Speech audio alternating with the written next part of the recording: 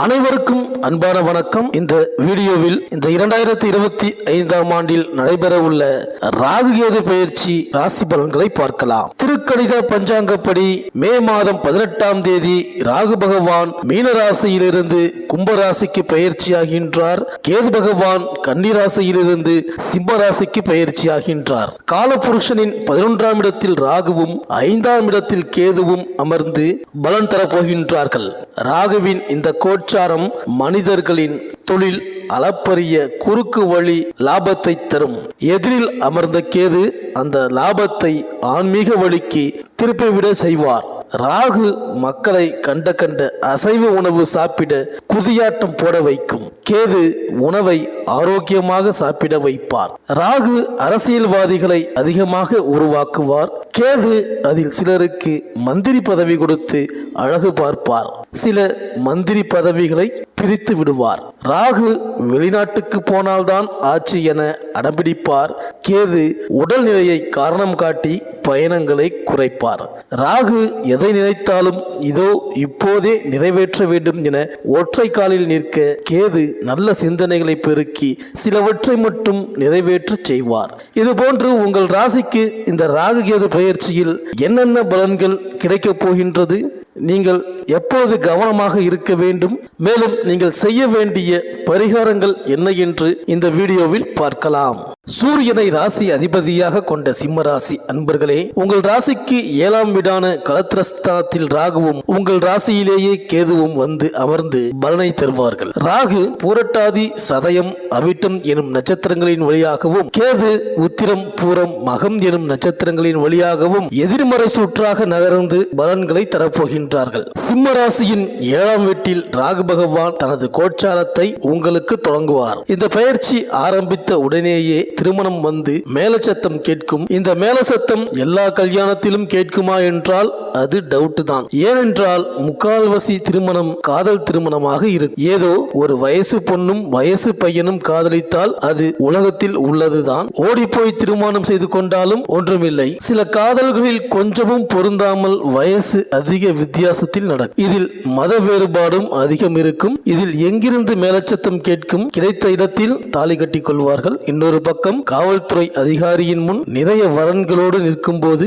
அவர் சீட்டு குலுக்கி போட்டு அதில் வந்த ஒருத்தனோடு தாலியை எடுத்து கொடுத்து கட்ட சொல்லி அனுப்பி வைப்பார். வேறு நாட்டிலிருந்து இங்கு வந்து காதல் செய்து கல்யாணம் கட்டிக் கொள்வார்கள். இதில் எந்த வகை தாலி கட்ட வேண்டும் என்பதோடு பாஸ்போர்ட் விசா சரியாக இருக்கின்றதா எனவும் பார்க்க வேண்டும். காதல் ஜோடிகளின் வீடுகளில் இரத்த கலரி சண்டை வந்து அவர்கள் போலீசில் சரணடைந்து பின்பு தாலி கட்டிக் கொள்வார்கள். இந்த சண்டையில் சில சமயம் காதல் மாண்டுவிடும், சில சமயம் காதலர்களும் மாண்டு விடுவார்கள். சிம்ம ராசி அன்பர்கள் செய்யும் காதல் கல்யாண கலைபரங்கள் சுற்றி இருப்பவர்களை அதிகம் பாதிக்கும். அவர்கள் எவன்டா இந்த காதல் கன்றாவியை கண்டுபிடித்தது என எகிரி அடிப்பார்கள். இதில் இன்னொரு கொடுமையாக பள்ளி குழந்தைகள் காதல் பண்ண ஆரம்பித்து விடுவார்கள். இதை அறிந்து வயது மூத்தோர் அரண்டு போய் விடுவார். தெய்வ பூஜையில் ஈடுபடும் சில அந்தணர்கள் அவர்கள் குலத்துக்கு முற்றிலும் எதிர்ப்பதமான ஆட்களுடன் காதல் கொள்வார்கள். இது வெளியில் தெரியும் பொழுது நிஜமான பக்தர்கள் பதறுவார்கள். மாங்கல்யம் பழமையிலிருந்து மாடனாகி ஒரு மாதிரி தலை சுற்ற வைக்கும்.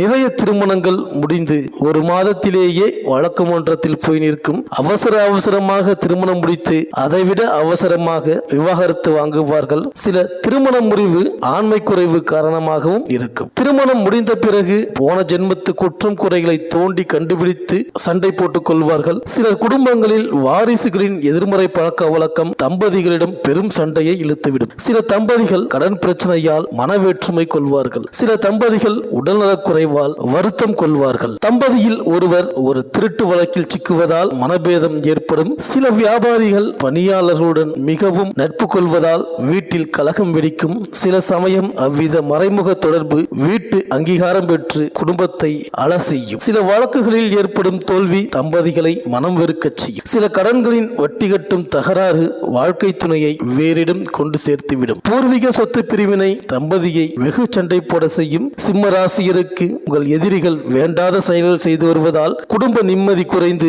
ஒருத்தர் முகத்தை ஒருத்தர் பார்க்க பிடிக்காத நிலை ஏற்படும். இதில் தம்பதிகளுக்கு இடையே ஏற்படும் இடைவெளியை உங்கள் எதிரிகள் அவர்களுக்கு சாதகமாக மாற்றிக் கொள்வார்கள். சிம்மராசி அன்பர்கள், உங்கள் ராசிக்கு 7ல் இருக்கும் ராகு உங்களின் வணிகத்தையும் ஆக்கிரமித்து விடுவார். இதுவரையில் உங்கள் வியாபாரத்தில் உதவி செய்து வந்த பெற்றோரால் தொடர முடியாத நிலை உண்டாகும். கடையை வாடகைக்கு எடுத்திருந்தவர்களை அதன் உரிமையாளர்கள் காலி பண்ண சொல்லிவிடுவார்கள். உங்களில் சிலர் உங்கள் தந்தையின் பெயரில் உள்ள சொத்தை வைத்து கடன் வாங்கி வணிக மேன்மைக்கு பயன்படுத்துவீர்கள். சில வெளிநாட்டில் கல்வி கற்கும் மாணவர்கள் இடையூறை சந்திப்பீர்கள்.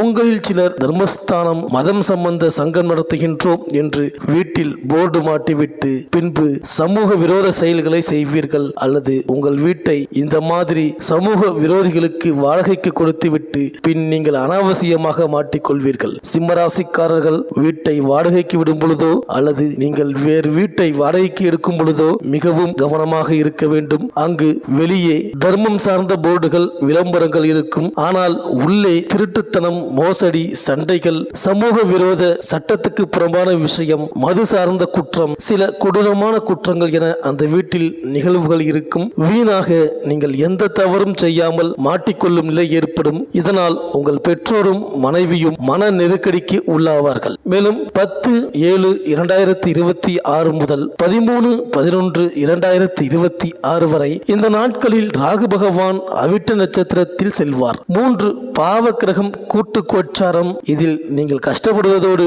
உங்கள் குடும்பத்தில் உள்ளவர்கள் மிக மிக அவமானத்துக்கு உள்ளாவார்கள். அநேகமாக அவர்களிடமிருந்து பிரிந்து வாழ வேண்டிய நெருக்கடிக்கு ஆளாவீர்கள். இப்போது வேலை மாற்றம் வந்தால் அதனை ஒப்புக்கொண்டு வேறிடம் சென்று விடுங்கள். பைரவர் வழிபாடு நல்லது. அடுத்து இந்த சிம்மராசிக்கு கேது தரும் பலன்களை பார்க்கலாம். சிம்மராசிக்கு உங்கள் ராசியில் கேது வந்து அமர்ந்தவுடன் ஏனோ ஒரு குறுக்கு புத்தி வந்து உங்களிடம் ஒட்டிக்கொள்ளும். பிறர் மீது இரக்கமில்லா சொற்களை வீசுவீர்கள். உங்கள் தந்தை மீது ஏனோ எரிச்சலாக வரும். அவர் அரசாங்கத்தில் வேலை பார்த்தவராக இருந்தால் அவர் நிறைய லஞ்சம் வாங்கவில்லை என கோபப்படுவீர்கள். உங்களின் சில தந்தை அவர் பாட்டுக்கு மனத்தில் போய் சேர்ந்து விடுவார். வீடு விற்பதில் தகராறு வந்து உங்கள் மனைவி வேறிடம் சென்று விடுவார். அரசு சார்ந்த ஒப்பந்தம் ஒரு இளம் பெண்ணினால் இன்னலுக்கு ஆளாகும். அரசு சார்ந்த அடுக்குமாடி கட்டிடம் கட்டும் பொழுது தடை தாமதம் உண்டாகும். அது சார்ந்த பணம் கைக்கு கிடைக்க தாமதமாகும். இதனால் உங்களுக்கு ஒரு விரக்தி மனப்பான்மை ஏற்படும். குழந்தை விஷயமாக மருத்துவரிடம் சென்றால் பெண்களுக்கு கர்ப்பப்பை சுருங்கியிருக்கின்றது என்பார் மருத்துவர். ஆண்களுக்கு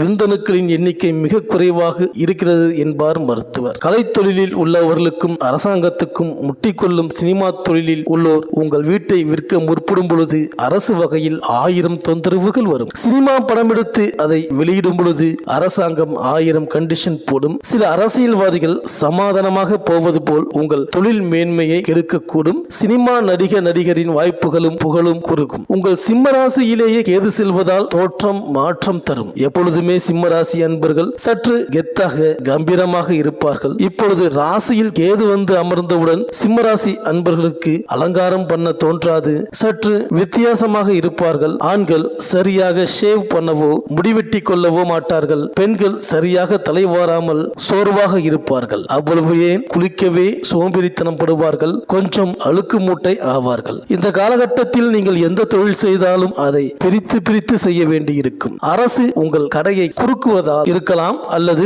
உங்கள் இளைய சகோதரி தானும் கடையில் தொழிலில் பங்கு கேட்பதால் இவ்விதம் ஏற்படலாம். சிலரின் இளைய சகோதரி கணவர் வீட்டில் கோபித்துக் கொண்டு உங்களுடன் வந்து தங்குவார். வேறு சிலரின் இளைய சகோதரி உங்களுடன் மனவேற்றுமை கொண்டு வேறிடம் நகர்ந்து விடுவார். இதுவரை சிம்மராசி அன்பர்களுக்கு என்று ஒரு மனதைரியம் உண்டு. ஆனால் இந்த கேது தைரியத்தை சற்று அசைத்து பார்த்து பலகீனப்படுத்துவார். இதனுடன் கொஞ்சம் ஞாபக மறதியும் வந்து தொல்லை. உங்களில் சிலர் தரம் தாழ்ந்த இளம் பெண்களுடன் தொடர்பை ஏற்படுத்திக் கொள்வீர்கள். மிகவும் வம்பு பேச ஆரம்பித்து விடுவீர்கள். டிவியில் பங்கெடுத்து பேசுவீர்கள். சிலர் அதனையே தொழிலாக மாற்றிக்கொள்வீர்கள். அடுக்குமாடி சார்ந்த ரியல் எஸ்டேட், வாடகை, புரோக்கர் வேலை செய்வீர்கள். ஆக உங்கள் ராசியில் அமர்ந்த கேது உங்களை ஒரு சன்னியாசி போல உருவத்திலும் செயலிலும் மாற்றிவிடுவார். மேலும் 26ஆம் தேதி ஏப்ரல் மாதம் 2025 முதல் 28ஆம் தேதி ஜூன் மாதம் 2025 வரை இந்த காலம் மிகவும் கிரகண காலமாக அமையும். எனவே உங்கள் மூளை ஒழுங்காக வேலை செய்யாது,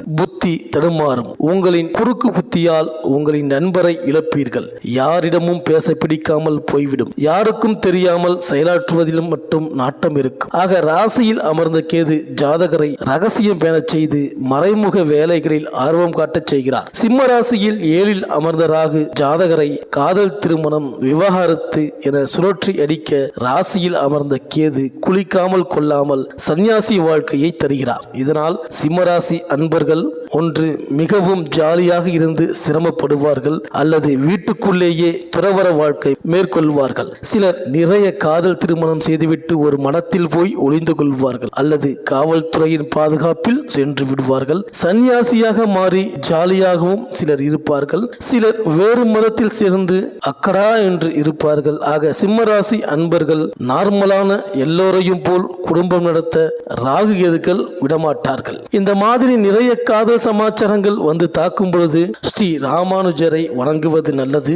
ஸ்ரீபெரும்புதூரில் உள்ள ஸ்ரீ ராமானுஜர் சந்நிதி உயிர்ப்புடன் அமைந்துள்ளது. உங்கள் ஊரில் உள்ள ஸ்ரீ ராமானுஜரை மனதார வணங்குங்கள். நாகப்பட்டினம், திருப்பாம்புரம் கோவில் சென்று ராகு கேதுவை வணங்குங்கள். அருகில் உள்ள மாரியம்மனுக்கு விளக்கேற்றி வணங்குங்கள். அரச மரத்தடியில் உள்ள 2 பாம்பு இணைந்த நாகருக்கு விளக்கேற்றி வழிபடுங்கள். அனைத்தும் உங்களுக்கு நன்மையே நடக்கும். இந்த வீடியோ உங்களுக்கு பிடிச்சிருந்தா லைக் பண்ணுங்க, உங்க ஃப்ரெண்ட்ஸ்களுக்கு ஷேர் பண்ணுங்க.